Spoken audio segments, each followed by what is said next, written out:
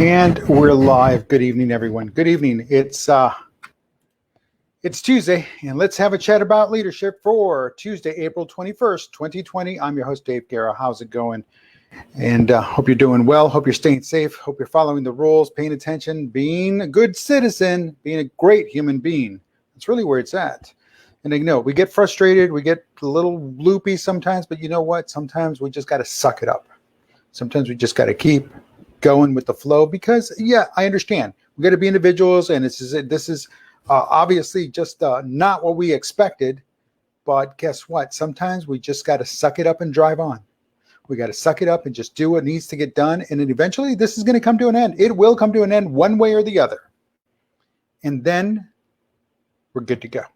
But until the all clear is signaled, suck it up, folks. Suck it up. This is Let's Have a Chat About Leadership, the show where I remind you that everyone is either a leader or a future leader. That's it. Everyone's a leader or a future leader. And part of being a leader means you got to do what you got to do. And sometimes you don't like it.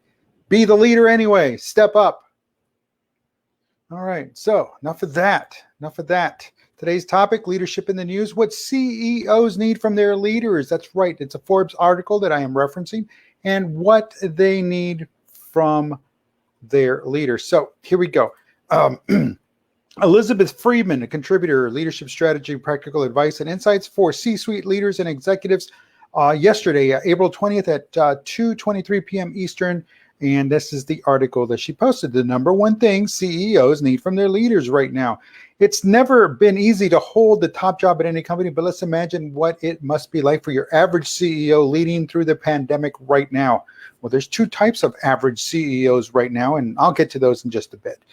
As if it isn't enough to manage daily operations and hold on to customers through COVID, CEOs must make incredibly difficult decisions that impact employees' lives and the very futures of their companies. The pressure is enormous, and now more than ever, CEOs need to be surrounded by people who understand what's at stake.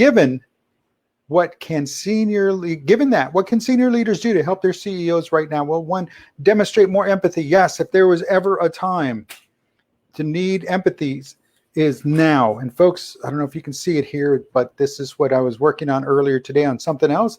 And let's see, there it is. It's compassionate, engaged opportunity. And that's what a CEO, that's what it stands for. That's CEO. Okay. Now, but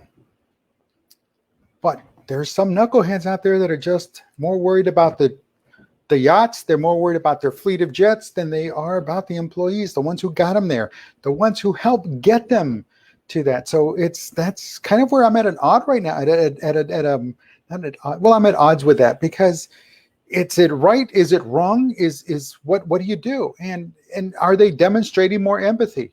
You know, a lot of them just cut people loose, and we're talking also in the small businesses. You know, maybe they could have done something. Maybe they could have stuck it out. Maybe they could have. And maybe this and maybe that, and a lot of them didn't. And so demonstrating more empathy, back to the article, a common thing that I've been hearing over the past few weeks from CEO clients is related to the isolation and loneliness that comes from making tough and unpopular decisions. Well, that's always been the case. What makes this day and age any different? That's always been the case. Always. It's lonely at the top. That didn't just happen last month. That phrase never started, never just began. No, it never existed prior to this. No, it's lonely at the top for a reason. So why now? Consider one CEO who was recently advised by his chief financial officer to make deep cuts and lay off significant numbers of employees. Quote, I understand where he's coming from, and in some ways it would have been easier to take that step, said the CEO, who ultimately rejected the CFO's advice, citing layoffs as an absolute last resort. Moreover, the CEO felt frustrated that his team didn't appreciate how much he felt personally responsible for the lives and livelihoods of his employees. I get that. Kudos to that CEO. But what about the other ones that are listening to, the bottom lines? Because they want to keep their, they want to keep their bonuses. They want to get, after all of this, we saved the company so much money. Don't we get like a little something extra? Think about it. Instead, leaders can ask questions that address both head and heart. In hindsight, the team realized that before they provided recommendations to the CEO, they could have asked a few simple questions like, how do you really feel about this? Or what is worrying you the most about this idea? Have to sell a jet or two to understand what is true, where he's truly come from. Now, no matter how strong the recommendation or numbers look on paper, the teams need to provide strategies to their CEOs that also reflect they get it and are attuned to the CEO's thoughts and feelings. Without that, CEOs may feel that their key people may be missing the bigger picture, oversimplifying the answer, or unable to navigate the deeper complexities and nuances of any given situation. Now, folks, understand, I'm looking at this from this 360-degree perspective, but understand I'm also interjecting my opinion. So understand that, yeah, you might not like half of what I say, or you might like the other half, but it's still my opinion. I don't head a multi-billion-dollar organization, but I do recognize one thing, that being a leader, now is that time to be a little bit more compassionate, do a little more empathy, and realize that there's going to be opportunities on the back end, and we're going to get to the back end faster than we think we are. Right now, the news might be all doom and gloom, but guess what? Eventually, something's going to flip, something's going to trip, something's going to say, here we go, we're on. And what are we doing then? And if we're more worried about the short term, if we're more worried about, someone can't send their kid to tennis camp, then what? Then what do you do? So another CEO recently raised a concern about her team. Several of my leaders continue to advocate for themselves and their teams over the needs of the company. Despite asking key members to take significant cost out of their respective parts of the businesses, the CEO found several dragging their feet and continuing to come up with reasons why the broad mandate couldn't or should not apply to them. Not only did this significantly slow down the company's efforts to hold on to cash, but it created friction between those on the team who had followed through with CEO's request and those who had not. So again, leaders need to apply 180-degree thinking. The dynamic between the CEO and the team highlighted a greater need for them to appreciate the factors behind the mandate. As she put it, I need them to see why behind the what, and demonstrate an understanding of what is really underneath the request. So to do that, leaders can apply 180 thinking, a powerful concept that asks leaders to view a topic or the situation as your audience does. So again, you see what I'm talking about. So we apply that. And can they still do it? No, because at some point they've detached themselves so far that they've lost sight of that. They can't, to me, that just doesn't sound right.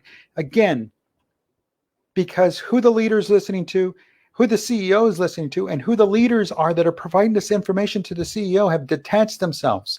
When was the last time they were down on the ground floor answering the phone? When was the last time they were filling sandbags, chopping wood, carrying water? When was the last time they were doing the very basics of their job? A lot of them probably don't even remember. They've been around so long. And that's the problem. They can't they've detached themselves, and they can't make that 180-degree that look back. They can't see themselves in the mirror as others see them, and that's the problem. So what leaders need is they need individuals now that are in touch with what's going on the front lines, because they're on the front lines on a consistent basis, not necessarily constant, but on a consistent basis, so that when stuff like this happens, and it will happen again, those individuals are well tuned. They know what's going on. They've got their ear to the ground. They got their eye on the horizon. They understand that, hey, this guy is going to have problems paying his bill because he's living paycheck to paycheck, while the CFO's kid doesn't have to worry. He just got his brand new Maserati and he can go to tennis camp. So again, now is the time to start working at that. Now is the time for leaders to step up and say, you know what? I need people on the ground. Get me the people on the ground. Those are the ones that make the decisions. Those are the ones that are going to help that CEO. And those are the leaders the CEO needs to be looking at. That C-suite is too far detached, especially if it comes in with right off the bat. Let's cut payroll. Let's cut payroll. Right off the bat, they're so already detached because they're not going to put themselves on the chopping block first. Guarantee you that. Folks, it's a long day.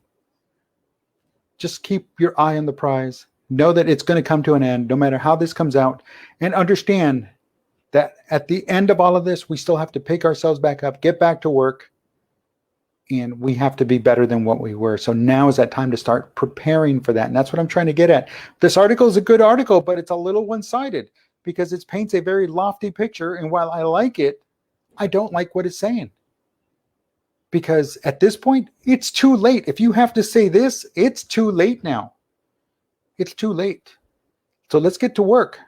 Let's turn things around. Everyone have a good evening. Thank you for watching. I'll be back on Thursday, Lessons in Leadership. Until then, you take care of yourselves. Be good. We'll talk to you soon.